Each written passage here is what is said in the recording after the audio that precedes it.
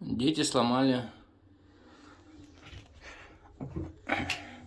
электрический подъемник. Перестал подниматься.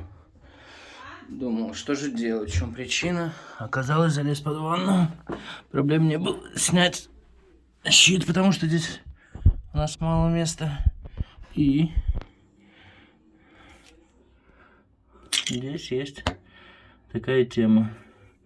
То бишь вылетел вот этот вот крючок с этой техники.